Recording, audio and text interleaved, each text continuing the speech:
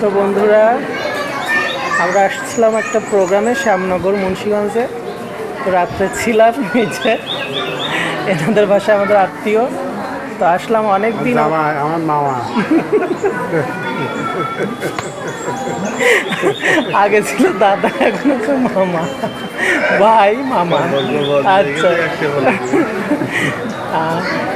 যাই হোক, আমাদের বন্ধুত্বর মতো সম্পর্ক। তো আমি এই যশোরেশ্বর মন্দির, এখান থেকে আমরা গাড়িতে অনেকবার গেছি, কখনো মন্দিরের ভিতরে আসা হয়নি।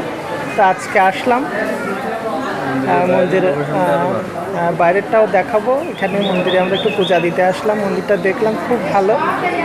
আর আমরা জানি যে 51 পীঠের এক পীঠ এখানে মায়ের, তো অনেক ভালো লাগলো, পবিত্র জায়গা।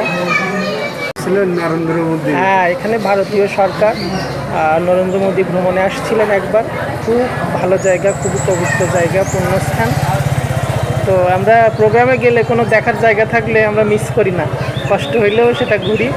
তো আজকে আসলাম, এসে খুব ভালো লাগলাম। একটু ভিতরটাও চারিপাশটা ঘুরে আপনাদেরকে দেখাবো।